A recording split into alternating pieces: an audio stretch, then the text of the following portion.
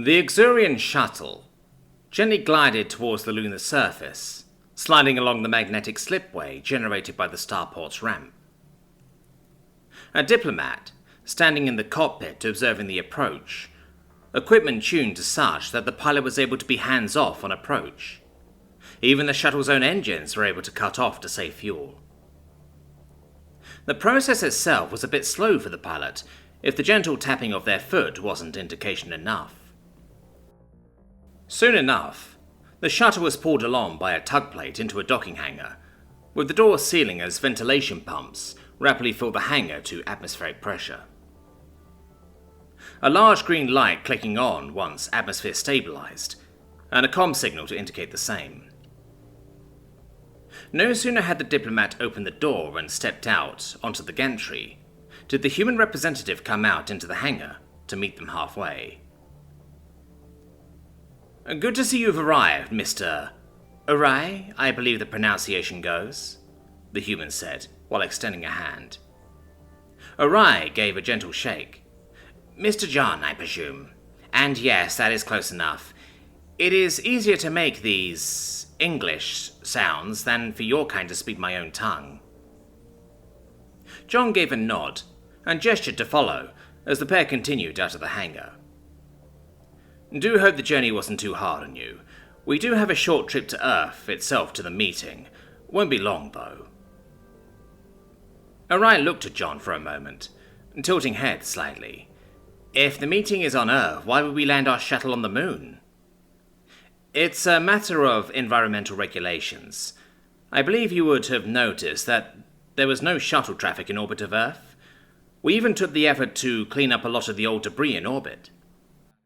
Arai, though, took the fact they seemed to be heading deeper in the complex, giving a slight nod for John to continue. "Well, part of that is it was only possible because we developed an alternative method of going planetside. Turned out massively more efficient than traditional transorbit shuttles as well. Cut down inner system traffic a bit. Almost there.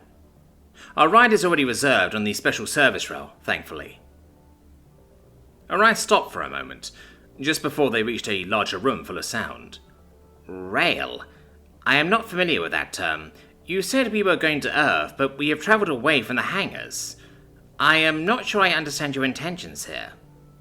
"My apologies. It's a transportation term. I was not aware the method of transit to Earth was not explained. We're going to be riding one of the gate trams down. They're housed in special stations on account of how they operate. I promise they're safe. Not a single transit accident has been recorded since the start of operations. If you would like, I can get someone who can explain more details." John gave a glance around for if there was an attendant or someone. "That would be acceptable. I was unaware there was special transportation involved. Time is limited, so let us continue and talk at the station?" Arai stepped ahead into the station hall, which had a fair number of people passing to and from a few central kiosks, some sitting on benches, but most heading to or from offshoot hallways, following in step again with the representative towards their own destination. As they came out onto a platform, Arai was greeted by the sight of a window into a large spherical chamber. It housed a rotating platform that looked to gimbal through the entire chamber, and most prominently had a ring structure at one end, rails that led up to it, and what appeared to be a tram car sitting atop the rails. The sight seemed odd enough for Arai to stop again, John taking the moment to signal over an assistant. "We are to ride this to Earth? There is no exit tunnel for the tram. How would it traverse space to Earth?" The assistant coming up immediately got the point of why they were signaled over. "Sir, if you're willing to listen?" Arai turned his attention to the assistant. "What you see is a gate tram, specifically a Generation 2 model. They are a special type of transit tram. Let me think how to explain this. Okay, so you know the basics of FTL, going between 2 points of space without..." Arai gave a nod. "Alright. So the basics are that we use the ring structure to create a gate, aligned with another gate at a receiving station. This makes an extremely stable tunnel that the tram car is then accelerated through via electromagnetic catapult. The assistant had barely made the statement before Arai took to staring like they had lost their mind. "That is absurd. You cannot do that. You are sending that box into space? Pointing it at a target and sending it through space?" The assistant tried to speak up, but Arai stepped back towards the doorway to leave. "This is mad. You do not do these things. That sounds like death." John quickly interceded, though, taking a loud, clear tone. "Please, I told you it is safe. Listen to an explanation first if it helps." Arai paused, giving the assistant enough time to speak up again. Right. So yes, the energy cost to open a gateway like that is very high, but that whole ring structure? By making the stations like this, most of that energy we spend on opening the gateway, we can actually reclaim. Arai quickly snapping back. "That does not make it safe. Efficient is not the same as safe." The assistant nodding. "Okay, so, yes, what we do is there is safeties in place. The station cannot launch without locks from the receipt. You know, it might be easier to show you the control room if you have time." John glanced to his watch. They had a little buffer time still, so he gave a nod, leading to the three quickly shuffling to the control room to the side. Or at least Arai and the assistant because of limited space. Arrayed around were numerous monitors and switches, with a large light panel to the side. The assistant picked up a clipboard with a checklist on it. "So, to start, we have this checklist. I have to verify multiple systems before operations can even start.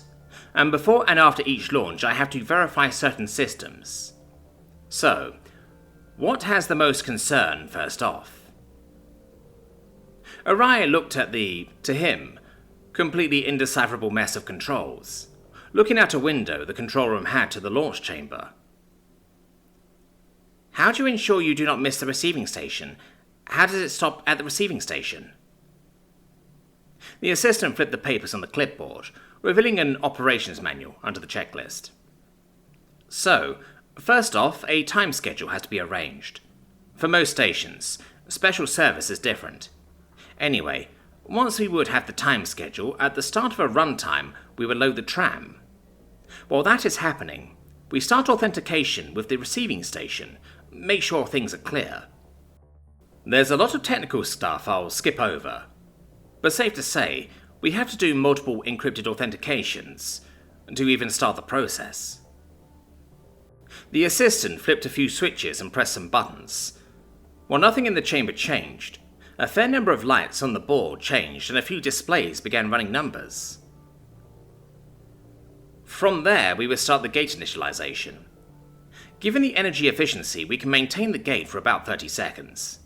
This gives us a 20-second window to ensure the connection is stable and secure. Any variables outside of normal? System immediately shuts down the gate. Way faster than I could even hope to reach with the cut switch. Orion nodded along as the assistant continued, seemingly not even paying attention to his pretense properly anymore. Electromagnetic catapult kicks in at 20 seconds, which will be in safety seats. They adapt to just about any body form. From there, though, you get launched into the gateway. This brings you out on the receiving rail where multiple redundant braking systems catch and slow you. Comes down and to side of chamber, where there's a doorway that opens to allow loading onto the launch rail. Entire thing might seem terrifying, but no worse than a roller coaster. Kind of fun, actually. "What is a roller coaster?" Arai said. Before the assistant could respond, John knocked on the door. "Sorry to interrupt, but we need to get going. Want to keep some buffer for Earthside." John and Arai quickly moving through the entryway to the tram, sitting down in seats that, to Arai's relief, shifted to conform to his body, a safety harness quickly extending to be buckled in. A quick thought coming to mind as he said, "Humans do not have tails. Why did the chair know how to adapt?" John giving a solid laugh at that, the tram jostling slightly. as the entire platform suddenly rotated, the field of gravity shifting as they aligned, the gate forming and bathing the inside of the tram cabin. No, we don't. But there are some, shall we say, cultures that make full use of modern medicine. The tram abruptly launching down the rail and through the gate. Less than 10 seconds later, the tram was sitting on a rail in the Earthside receiving station. Arai having his eyes wide in fear and gripping the seat, his adrenaline glands pumping to the limits, and a feeling of never wanting to learn what the word roller coaster meant.